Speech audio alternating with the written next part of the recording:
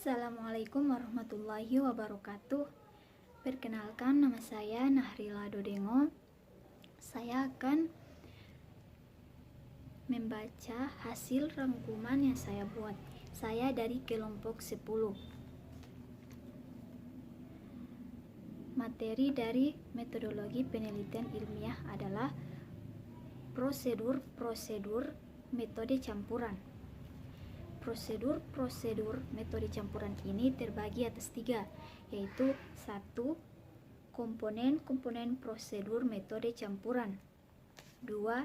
Sifat penelitian metode campuran, dan 3. Strategi-strategi penelitian metode campuran dan model-model visualnya.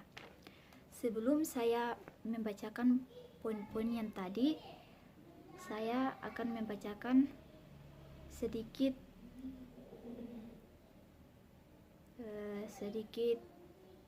materi yang ada di prosedur-prosedur metode campuran.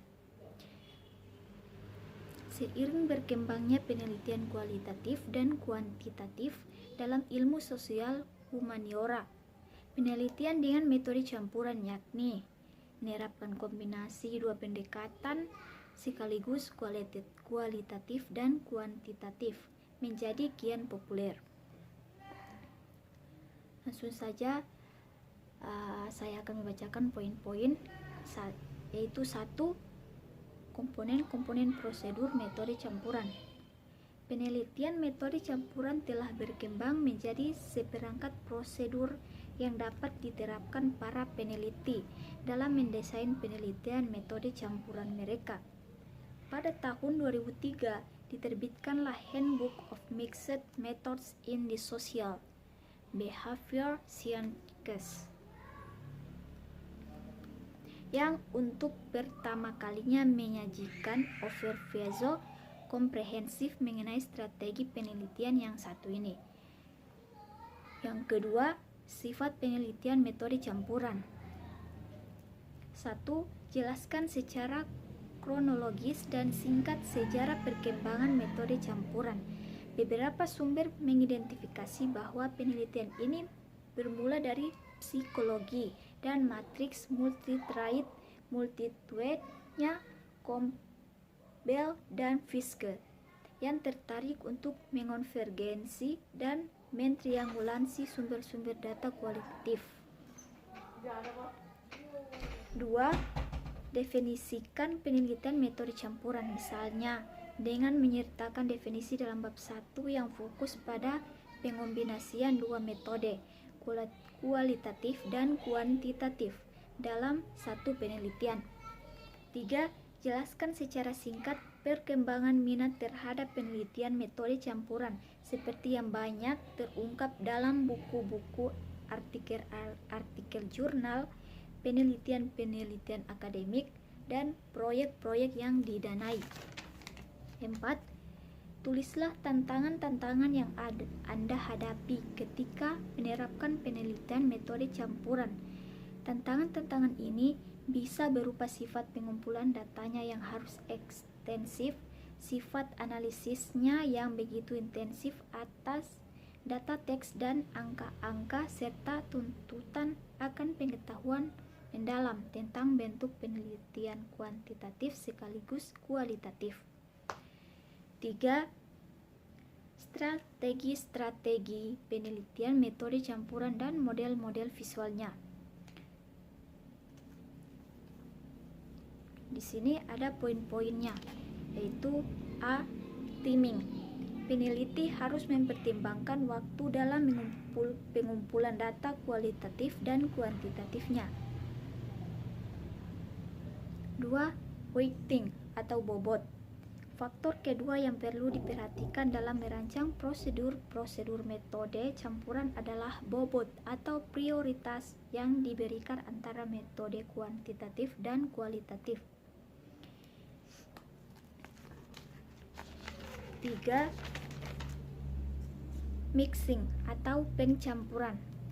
Mencampur data atau dalam pengertian yang lebih luas, mencampur rumusan masalah atau filosofi dan interpretasi penelitian bukanlah pekerjaan yang mudah mengingat data kualitatif kualitatif terdiri dari teks-teks dan gambar-gambar, sedangkan data kuantitatif terdiri dari angka-angka.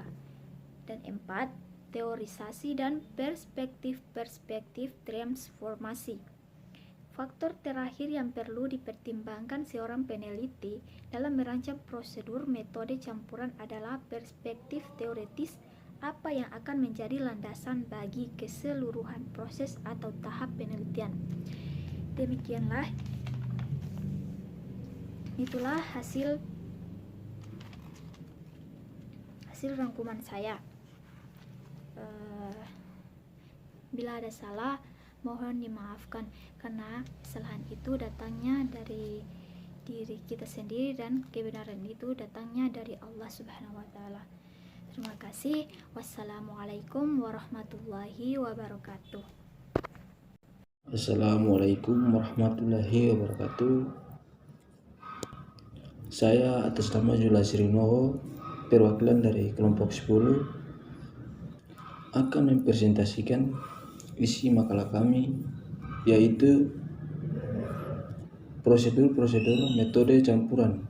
Pada bagian ini saya akan menjelaskan tentang pengertian dan perkembangan metode campuran. Penelitian metode campuran merupakan pendekatan penelitian yang mengombinasikan bentuk kualitatif dan kuantitatif. Pendekatan ini melibatkan asumsi-asumsi filosofi. Penggunaan metode campuran berbeda dengan penggunaan banyak metode. Pengertian pertama mencakup penggunaan beberapa metode dalam konteks penelitian yang menggunakan pendekatan berbeda, yaitu kuantitatif dan kualitatif. Setiap strategi metode campuran dideskripsikan dengan notasi-notasi yang sudah lazim digunakan dalam ranah metode campuran. Penelitian untuk mengkomunikasikan prosedur metode campuran dengan mudah yang akan saya jelaskan. Yang pertama, simbol mengindikasikan strategi pengumpulan data secara konkuren dan simultan. Yang kedua, bagian kedua, simbol mengindikasikan strategi pengumpulan data sekuensial dengan satu jenis, dan kualitatif yang mendukung jenis data yang lain, misal dan kuantitatif. Yang ketiga, pengampitan. Kuan atau kual mengindikasikan suatu bobot atau prioritas yang diberikan pada data, analisis dan interpretasi, kuantitatif atau kualitatif. Yang dapat saya sampaikan. Apabila ada kata saya yang salah, saya mohon maaf. Akhir kata dari saya, wabillahi taufiq wal hidayah. Wassalamualaikum warahmatullahi wabarakatuh. Assalamualaikum warahmatullahi wabarakatuh. Saya Nur Afni Abayau, perwakilan dari kelompok 10. Saya akan menjelaskan materi yang berjudul prosedur metode campuran. Pada bagian ini saya menjelaskan pada analisis data dan prosedur validasi. Ada beberapa analisis data metode campuran yang menerapkan pendekatan berikut ini. Yang pertama, transformasi data. Yang kedua, mengeksplorasi outlier. Yang ketiga, membuat instrumen. Yang keempat, menguji level-level ganda. Yang kelima, membuat matriks atau tabel. Bagian kedua, susunan laporan penelitian. Susunan untuk laporan penelitian, sebagaimana untuk analisis data, harus disesuaikan dengan jenis strategi yang dipilih.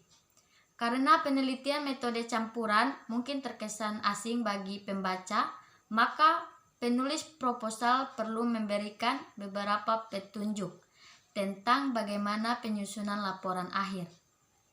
Dalam penyusunan, terdapat 3 dalam penelitian, yaitu dalam penelitian sekuensial, kedua dalam penelitian konkuren, dan ketiga dalam penelitian transformatif.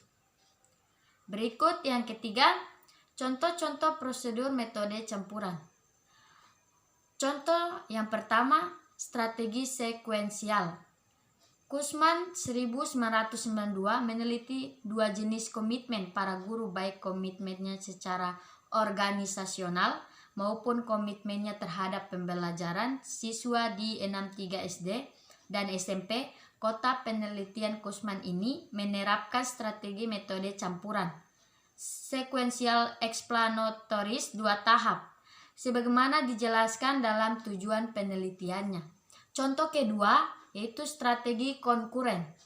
Pada 1993, Hosler dan Volter meneliti faktor-faktor yang berhubungan dengan penghematan orang tua untuk anak-anaknya yang tengah studi di perguruan tinggi.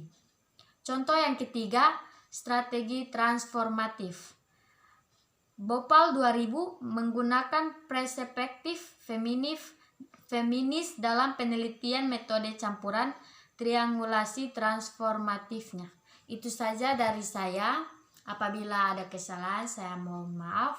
Saya akan menutup dengan akhir kata. Wabillahi taufiq wal hidayah. Wassalamualaikum warahmatullahi wabarakatuh.